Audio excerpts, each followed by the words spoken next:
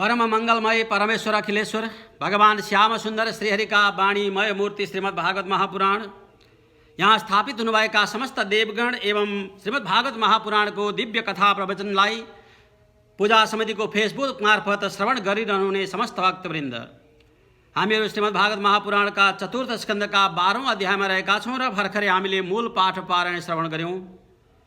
पूर्व कथा प्रसंगमा हामीले बालक ध्रुवको चरित्र, जो भगवान का परम भक्त हुनुहुन्छ, परम भागवत हुनुहुन्छ, उहाँले 5 वर्षकै उमेरमा अकण्टक तप गरेर, अति नै दिव्य तप गरेर भगवानलाई प्रसन्न गराइबक्सेको छ भने त्यस्ता बालक ध्रुव, जसको पवित्र चरित्र श्रवण गर्दैछौँ। यिनै बालक ध्रुवले भगवानको वरदान प्राप्ति गरे पश्चात जब पिताका राज्यमा आउनुभयो, ध्रुवजीको यश महिमा कीर्ति सर्वत्र फैलिन लाग्यो। भगवानको कृपा भएको हुनाले महाराज उत्तनापादले पनि आफ्नो पुत्रको यश महिमा सर्वत्र फैलिन लागेको स्मरण गर्दै र आफूले गरेको कुकर्मको स्मरण गर्दै आफू राज्यको अधिकारी अब होइन भन्ने सम्झेर पुत्रलाई राज सिंहासनमा बसाएर उत्तनापादको परमगति प्राप्ति भयो भने ध्रुवले अति धेरै समयसम्म चाहिँ यो संसारमा भोग गर्नुभयो। जो आफ्ना सौतेनी भाइ रहेका थिए, उत्तम नाम गरेका यक्षगणहरूले वध गरिदिए पश्चात कुबेरका अनुचरहरू समस्त यक्षगणहरूलाई समाप्ति गर्ने उद्देश्यले ध्रुवले युद्ध गर्न लाग्नुभयो, सारा यक्षहरूलाई समाप्ति गर्न लाग्नुभयो। यो युद्ध देखिसकेपछि स्वयम्भुव मनु आएर अनि बालक ध्रुवलाई सम्झाउनु भयो। उहाँ त अति नै वीर बन्नुभएको थियो, चक्रवर्ती सम्राट बन्नुभएको थियो। सम्झाइ बुझाइ गर्दै यो युद्ध नगर बाबु भनेर बार बार सम्झाउनु भयो। आफ्ना हजुरबाको यस्तो दिव्य ज्ञान सहितको उपदेश र अनि यो मर्ने मार्ने भनेको संसारमा त कोही एक अर्काको निमित्त मात्र हो, स्वयं काल भगवान हुनुहुन्छ। कसलाई कति बेला यो संसारबाट उठाउने भन्ने कुरा त उही कालका वशमा छ। व्यक्तिहरू त अन्य विषयहरू त केवल निमित्त मात्र हुन् भनेर स्वयम्भुव मनुले सम्झाइसकेपछि ध्रुवले जब युद्ध बन्द गर्नुभयो, तब त मैत्रेय ऋषिले विदुरजीलाई उपदेश गर्दै भन्नुहुन्छ, यस्ता प्रकारले ध्रुवको क्रोध शान्ति भइसकेपछि, यक्षगणहरूसँग युद्ध गर्न बन्द गरिसकेपछि यक्षगणका मालिक हुनुभएका धनद कुबेर जो हुनुहुन्छ, धनका अधिष्ठाता, उहाँ आएर अति नै हर्षले गदगद हुँदै ध्रुवका अगाडि चाहिँ ध्रुवको प्रशंसा गर्न लाग्नुभयो। जब स्वयं कुबेर देवलाई बालक ध्रुवले अगाडि देख्नुभयो, अति गदगद हुँदै प्रार्थना गर्न लाग्नुभयो, धन्य हो कुबेर देव, मैले चाहिँ अज्ञानवश यस्ता प्रकारले सारा यक्षहरूलाई वध गरेँ। आज पितामहका उपदेशद्वारा मैले यो आफ्नो क्रोधलाई शान्ति गराएको छु। हजुर प्रसन्न हुनुभएको छ, मलाई कृपा गर्नुहोस्। ध्रुवले पनि यस्ता प्रकारले कुबेरको प्रार्थना गर्नुभयो। कुबेरदेव भन्नुहुन्छ, भो भो क्षत्रियदा याद परितुष्टो सिते नघ यस्तोम पिता महादेशात् वैरम दुस्त्यजमस्त्यज।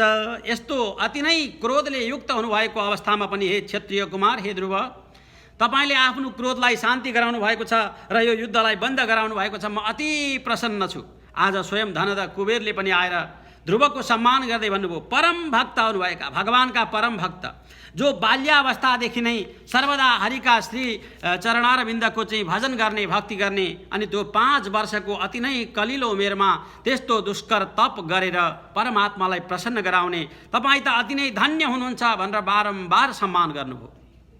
जो सत्मार्गमा हिँडेको छ, जो सत्कर्म गर्दछ, जो सबैको हित र मङ्गल चाहन्छ, त्यस्ता सत्कर्मी भगवानका भक्तहरूलाई सबैले जय जयकार गर्नुहुन्छ। आज स्वयं कुबेर देव आएर ध्रुवको यशगान गर्दै भन्नुहुन्छ, यत्तत् गच्छ ध्रुवं भद्रं ते भगवन्त मदोक्षजं सर्वभूतात्म भावेन सर्वभूतात्म विग्रह। धन्य हो हे ध्रुव, यस्तो दिव्य परम मङ्गल कर्म हजुरले गर्नुभएको छ, जसद्वारा भगवान श्रीहरि प्रसन्न भएर संसारमा अनेकौं वर्ष, हजारौं वर्ष तपस्या गरेर पनि प्राप्त नगर्ने जो हरि भगवानको दिव्य पद हो, त्यस्तो पदलाई भगवान श्रीहरिले हजुरका लागि दिनुभएको छ भने अब यो युद्ध बन्द गरेर गएर पुनः उनै हरि भगवानको सेवा गर्नु, जसद्वारा चाहिँ अति नै यश महिमा बढ्नेछ, 3 लोकमा हजुरको चरित्र फैलनेछ भनेर यस्ता प्रकारले कुबेर देवले ध्रुवको यश महिमा गान गर्नुभयो। अन्तिममा गएर भन्नुहुन्छ, वृणीहि कामं नृपयन् मनोगतं मत्वस्त्ममौत्तान पदे विसङ्गितः वरं वरारोऽम्बुजनाभपादयोरो रनन्तरं त्वां वयमङ्ग शुश्रुमा। यस्ता प्रिय भगवानका परम भक्त, जसदेखि म अति प्रसन्न भएको छु, जसको प्रीति, जसको प्रेम, जसको भक्ति सदा सर्वदा हरिका श्री चरणमा छ, उदेखि त सारा देव देवताहरू यक्ष किन्नरहरू पनि प्रसन्न हुन्छन् भने आज म पनि हजुरदेखि अति प्रसन्न भएको छु। वरम वरारोम बुज्रपाद पद्मयो, कस्तो वर चाहनुहुन्छ हे ध्रुवजी, माग्नुहोस्। स्वयं कुबेरदेवले यस्तो वरदान माग्नका लागि ध्रुवलाई आग्रह गर्नुभयो। यो सबै कुरा सुनिसकेपछि भगवानको यस महिमाले युक्त भएका यस्ता ध्रुवलाई कुबेरले सम्मान गरिसकेपछि ध्रुवजी पनि विचार गर्नुभयो, स्वयं वरदान दिन चाहनुहुन्छ भने अब त मैले के वरदान मागौँ र? भगवान हरिबाट सारा देवताहरूले पनि वन्दना गर्न योग्य त्यस्तो दिव्य पद नै मैले वरदानका रूपमा प्राप्ति गरिसकेको छु भने अब संसारका कुनै प्रकारका वस्तुले पनि मलाई चाहिँ खुसी र आनन्दित बनाउन सक्दैनन्, किनभने म त स्वयं भगवान श्रीहरिको भक्त हुँ भने मैले वरदान पनि यस्तै माग्नु पर्यो भनेर हरौष वज्रे हरौष बब्रे चलिताम स्मृतिर्यया तरत्य यत्नेन दुरत्ययम तम, वरदान पनि त्यस्तै माग्नुभयो। भगवान श्रीहरिका जो श्री चरणारविन्द छन् त्यस्ता चरणारविन्दको भक्ति र त्यस्ता भगवानका यस महिमाहरूको स्मृति सदा सर्वदा रहोस्, नित्य रहोस्, कुनै अवस्थामा पनि सर्वकाल सर्वदेश सर्व अवस्थामा मैले त्यस्ता भगवान श्रीहरिका चरणारविन्दको स्मृति र भक्ति गरिरहन पाऊँ, मलाई यस्तै वरदान दिनुहोस् भन्नुभयो।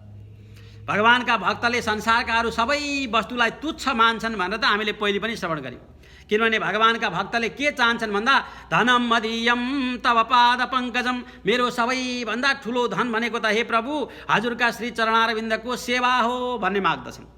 भने जसले भगवानको सेवा नै आफ्नो सबभन्दा ठुलो धन माग्दछ भने उसले त्यसदेखि बाहेकका अरू कुराहरूलाई के मूल्य सम्झन्छ र? कुनै मूल्य सम्झँदैन।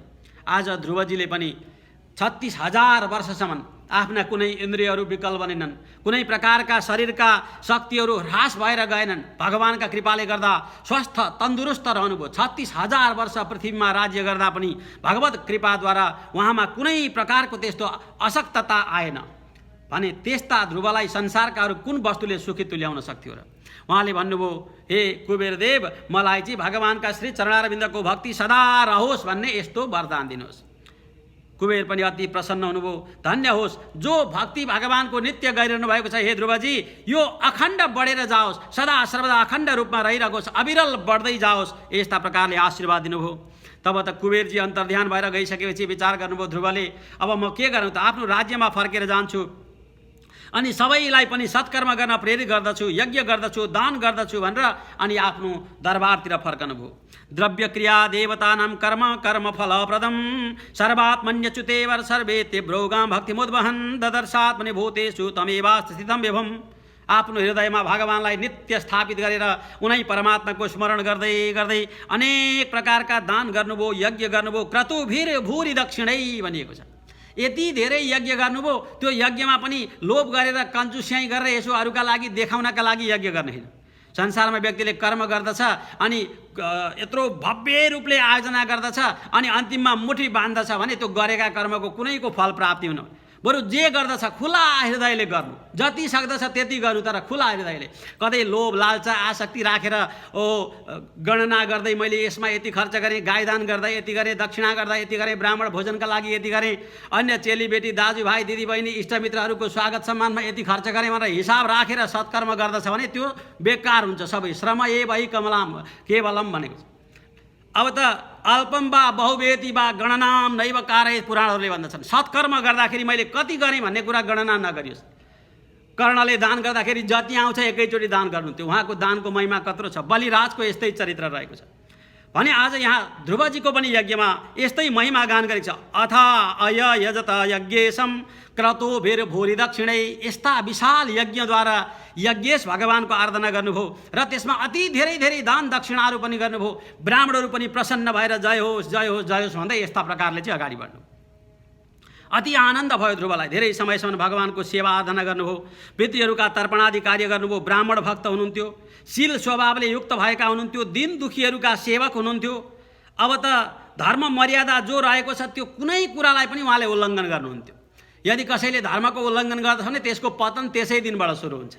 शास्त्रहरूले प्रष्ट रूपले बताएका छन्, जो धर्मको उल्लङ्घन गर्दछ, धर्म विपरीत कर्म गर्दछ भने पतन त्यसै दिनबाट सुरु हुन्छ। किनभने आफूले धर्मको आस्थापूर्वक सम्मान गर्यो भने धर्मले हामीलाई रक्षा गरिरहेको हुन्छ। धर्म भनेको त धारणम धर्ममित्या हो, धारण गर्नु, सदाचारमा रहनु, यो धर्म हो। जो सदाचार भ्रष्ट हुन्छ त्यो त पतित भइहाल्दछ। त्यही भएर धर्मो रक्ष्यति रक्षितः भनेको छ। रक्षितः धर्म, आफूले धर्मको रक्षा गर भने तेन धर्मेण रक्ष्यति, त्यो धर्मद्वारा आफू रक्षित हुन सकिन्छ भने यस्तो धर्मको मर्यादालाई सदा पालन गर्नेवाला ध्रुव हुनुहुन्थ्यो। यस्ता भगवानका परम भक्त धेरै समयसम्म राज सिंहासनमा बसेर 36,000 वर्षको यो अकण्टक राज्य गरिसकेपछि विचार गर्नुभयो अब मैले चाहिँ यहाँ संसारमा रहनुको कुनै अर्थ छैन, यो संसारका सबै वस्तु मेरा लागि वैराग्ययुक्त भइसकेका छन् भने अब म राज सिंहासन छोड्दछु भन्ने यस्तो भाव राख्नुभयो। र आफ्ना उत्कल नाम गरेका पुत्र हुनुहुन्थ्यो, उत्कल नाम गरेका पुत्रलाई राज सिंहासनमा राज्याभिषेक गरिदिनुभयो। तब त ध्रुवले विचार गर्नुभयो म जान्छु अब भगवानको तपस्या गर्नका लागि, यी कुनै वस्तु पनि मेरा लागि अब मेरो मनलाई बहलाउनेवाला छैनन्, यो मेरो स्वयं शरीर पनि मेरा लागि चाहिँ आसक्ति रहित छ। स्त्रीहरू, पुत्रहरू, मित्रहरू, मेरा सारा सेना, यो सारा राज्यको खजानाहरू, यो दिव्य दिव्य महलहरू, यी सुरम्य विहार स्थलहरू, यी सारा नदी नाला पहाड पर्वत समुद्र, यी जति मेरा वरिपरि छन् यी कुनै कुरा पनि अब मेरा लागि चाहिँ आनन्दप्रदायक छैनन्, म जान्छु भनेर अनि जाँदै जाँदै उत्तरा पन्थको बाटोद्वारा बद्रिका आश्रम, भगवान श्री बद्री विशाल बद्रीनाथ भगवान जहाँ रहिबसेको छ त्यस्तो पवित्र तीर्थमा पुग्नुभयो। वहाँ गएर तपस्या गर्न लाग्नुभयो। अलकानन्दमा नित्य स्नान गर्ने, शान्त रहने, अति नै आनन्दपूर्वक आफ्नो प्राणायाम विधिद्वारा प्राणवायुलाई चाहिँ एकत्रित गर्दै जाने, षट्चक्रको चिन्तन गर्ने, तस्याम विशुद्ध कर्ण शिव बारिगायम बद्वासनम चितमरुन् मनसारिताक्ष। आफ्नो मनलाई चाहिँ केन्द्रित गरेर बुद्धि रूपी लगाम लगाएर, यदि मन चञ्चल गर भने बुद्धि रूपी छडीले हिर्काउँदै गर्नुपर्छ। मनले नजाने ठाउँमा जान्छु भन्यो भने बुद्धिले नजा भन्न सक्नु पर्यो नि। मनै मान्दैन भनेर चाहिँ अनि मनका बसमा आफूलाई छोडिदियो भने त मनले त कहाँ कहाँ लान्छ। मनले जता जता लगो त्यतै त्यतै गयो भने एक दिन मनले लगेर नरकमा गर्ल्यामै डुबाइदिन्छ। नरकमा डुबाएका दिन अनि त्यहाँबाट उद्धार हुने, पार पाउने कुनै उपाय नै हुन्न। अनि मुख ताक्नुपर्छ, हे छोरा हो, हे नाति हो, हे पुत्र हो, हे पौत्रादि हो, हे बन्धु हो, हे परिवारजनहरू हो, यो नरकबाट पार लगाउने कर्म गरिदियो भनेर अनि छोरा नातिलाई नरकबाट हाय हाय गर्दै पुकारा गर्नुपर्छ भनेर पुराणहरूले भनेका छन्। भने मनलाई लगाम लगाउन सकिएन भने, मन चञ्चल भएको अवस्थामा बुद्धि रूपी छडी हान्न सकिएन भने यो मन बुद्धि चित्त अहङ्कार मध्येको जो मन छ यसले व्यक्तिलाई भ्रष्ट गराउँछ। उहाँले सबैभन्दा पहिले आफ्नो मनलाई केन्द्रित गर्दै इन्द्रियहरूलाई सबैलाई बाह्य शक्तिका बाह्य आसक्तिदेखि रहित बनाउनु भयो। अनि विराट स्वरूप भगवानको ध्यान गर्दै भक्तिम हरो भगवते प्रवहन्न जस्रन् आनन्दवाष्पकलया मुहुरर्द्यमान विक्लद्यमान हृदय पुलकाचिताङ्गो नात्मानमस्मरदशा विधिमुक्तलिङ्ग। भगवान श्रीहरिको त्यो नित्य चरणारविन्दको स्मरण गर्दै गर्दै सारा आफ्ना मन बुद्धि इन्द्रिय सबै भगवान श्रीहरिका चरणमा लगाउनु भयो। अब त हुँदा हुँदा म ध्रुव हुँ भन्ने पनि उहाँलाई विस्मृति भयो। केवल म भगवानको परम भक्त हुँ, ममा अरू कुनै आसक्ति छैन, मेरो कुनै पहिचान छैन। जम्मा पहिचान छ भने के त भन्दा म भगवानको सेवक हुँ, भगवान मेरो मालिक हो। स्वसख्य भाव भावना, भगवानलाई मालिक सम्झेको छ, आफू भगवानको सेवक, यति मात्रै उहाँलाई स्मृति रह्यो। अब त मुक्त कुन संसारका कुनै वस्तुले पनि उहाँलाई स्पर्श गर्न सकेन। यस्तो अवस्थामा भगवानको नित्य दिव्य स्वरूपको आनन्दको अनुभव गर्न लाग्नुभयो। अनुभव गरेर अलकानन्दमा स्नान गर्दै बद्री विशाल भगवानको दर्शन गर्दै गर्दै यसरी नित्य रहनुहुन्थ्यो। त्यसै समयमा त आकाशबाट एउटा सुन्दर विमान हरररररर आउँदै गरेको देख्नुभयो। यसो हेर्नुहुन्छ, विमानमा दुईटा अति सुन्दर पुरुषहरू बसेका छन्। तत्रानुदेव प्रवरौ चतुर्भुजौ श्यामौ किशोरा वरुणाम्बुजे क्षणौ। अति युवा छन्, अति जगजग बल्दो शरीर रहेको छ, गदाहरू बोकेका छन्, अति सुन्दर स्वरूपका छन्। त्यो विमान पनि उस्तै मनोहर छ। वरिपरि ती ध्वजा पताकाहरू फहराइरहेका छन्, सबै सुवर्ण कलरका छन्। ती दूतहरूले पनि किरीट कुण्डल लगाएका छन्। सबैको मनलाई हरण गर्ने खालका यस्ता दिव्य ती दुईटा कुमारहरू, दुईटा दूतहरू त्यो विमानमा आइरहेको र दिव्य विमान आकाशबाट आइरहेको देखेपछि ध्रुवले विचार गर्नुभयो, पक्कै पनि यो चाहिँ भगवान श्रीहरिको विमान हुनुपर्दछ। भगवान श्रीहरिले आफ्ना भक्तहरूको कल्याणका लागि, भक्त उद्धारका लागि पठाएको विमान हुनुपर्दछ र यी विमानमा आएका पार्षदहरू भगवानका सबैभन्दा उत्तम पार्षद हुनुपर्दछ भन्ने भगवानका भक्तलाई ज्ञान भइहाल्यो। ध्रुवजीले ननाम नामानि गृणन् मधुद्विष पार्षद प्रधान विधि सम्हताञ्जलि। हात जोड्नुभयो, अति आनन्दपूर्वक उनीहरू दुवैलाई चाहिँ जुरुक्कै उठेर साष्टाङ्ग अब पूजा आराधना गर्नतिर लाग्नु भएन एकैचोटि। अब किनभने संसारका कुनै कर्ममा उहाँको मोह वासनै छैन, उठेर एकैचोटि प्रणाम गर्नुभयो। प्रणाम गर्दाखेरि पनि ओहो दूतहरू हजुरलाई नमस्कार छ नभनिकन गृणन मधुदुवेश उनै भगवान् हरिका नाम जप्दै हरि हरि नारायण नारायण गोविन्द गोविन्द भन्दै प्रणाम गर्नुभयो। भगवानकै नाम जप्दै प्रमाण। अभिवादन गर्दा पनि भगवानको नाम जप्यो भने कम्तीमा एकपल्ट दुईपल्ट चारपल्ट भयो नि भगवानका नाम त उच्चारण गरिए नि। नमस्कार भन्नुको साटो नारायण हरि हरि राम राम भन्यो भने कस्तो उत्तम भयो। उहाँले पनि हात जोड्दै जोड्दै यस्ता प्रकारले भगवानका श्री नामहरू जप्न लाग्नु। दुवैजना जो भगवानका दूत थिए नन्द र सुनन्द नाम गरेका रहेका थिए ती सुनन्द नन्द दुवैले चाहिँ ध्रुवजीको प्रणामलाई स्वीकार गर्दै अनि भन्न लागे भो भो राजन सुभद्रम ते वाचम नो वै त शृणु या पञ्चवर्ष तपसा भवान देवमति त्रिपत्। जो हजारौं वर्ष तपस्या गरेर ऋषि महर्षिहरूले जुन पद प्राप्ति गर्न सक्दैनथे, हे राजन, हे भद्र, हे कल्याणकारी, हे ध्रुव, हजुरले त 5 वर्षको उमेरमा त्यस्तो तपस्या गरेर भगवानलाई प्राप्ति गर्नुभएको छ। आज उनै भगवान सारङ्गपाणी परमात्मा श्रीहरिले हजुरका लागि यो दिव्य विमान पठाएको हो। यो विमानमा बस्ने अधिकारी हजुर मात्रै हो, हजुरदेखि बाहेक यो विमानमा बस्ने अधिकारी कोही छैन। हजुर आएर यो विमानमा सवार होस् भनेर पो भगवानका दूतहरूले भन्न लागे। हेर्नु त कति फरक छ भगवानका भक्त र पापीमा, कति फरक छ। पाप गर्ने असत्कर्मीलाई मर्ने बेलामा हजारौं बिच्छीले टोके बराबरको पीडा हुन्छ भनेर हामीले पहिले सुन्यौँ।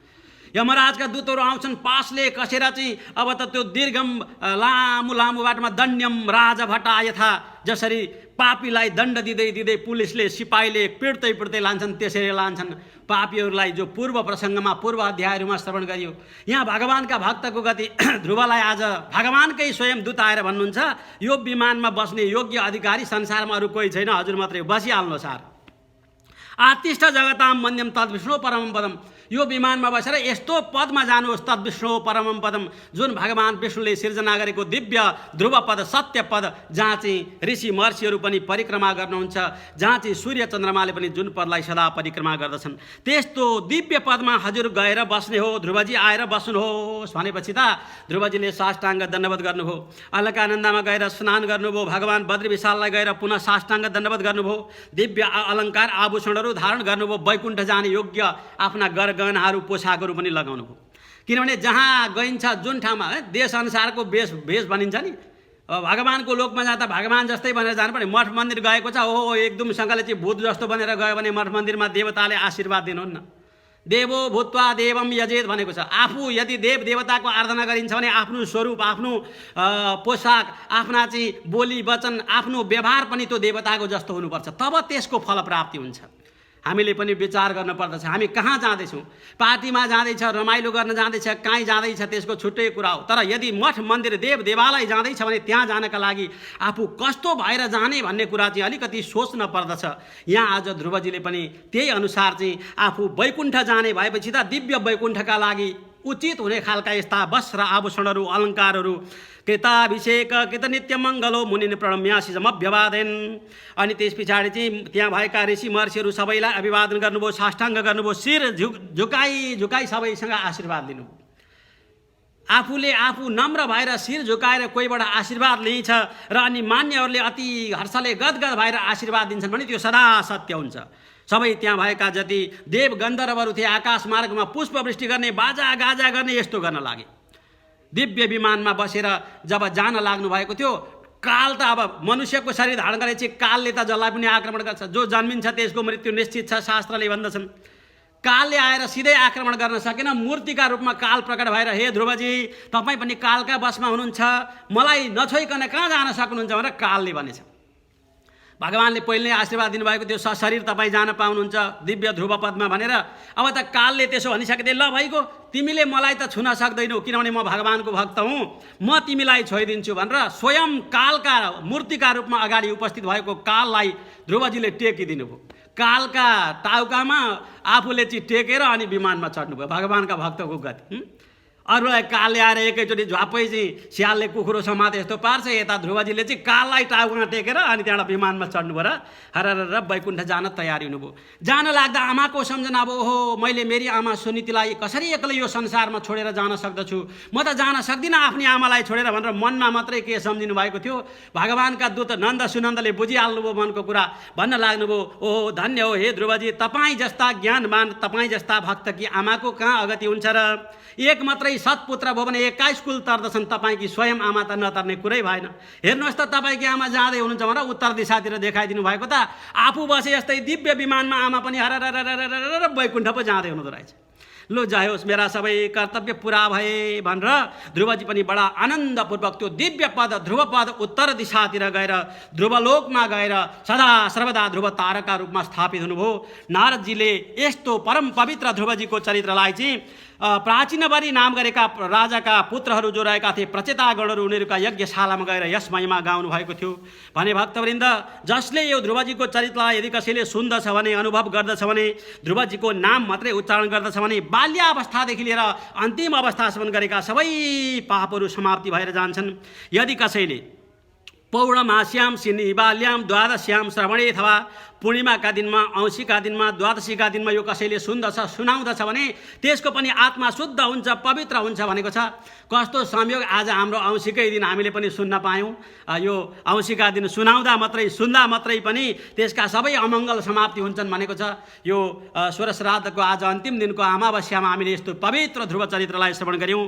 यो पवित्र चरित्रले हामी सबैको हृदय पनि पवित्र बनोस्। ध्रुवजीले प्राप्ति गरे यस्तै सत्य पद उत्तम पद हामीले पनि सदा सर्वदा प्राप्ति गर्ने उद्देश्य राखौँ। धर्म अर्थ काम मोक्ष चतुर्विध पुरुषार्थ प्राप्तिद्वारा हामी सबैको परम कल्याण होस्। यो प्रार्थना गर्दै म कथालाई विराम गर्दछु। ओम श्री परमात्मने नमः। सच्चिदानन्दरूपाय विश्वोत्पत्त्यादि हेतवे तापत्रय विनाशाय श्रीकृष्णाय वयं नमः। वसुदेवसुतं देवं कंसचाणूरमर्दनं देवकी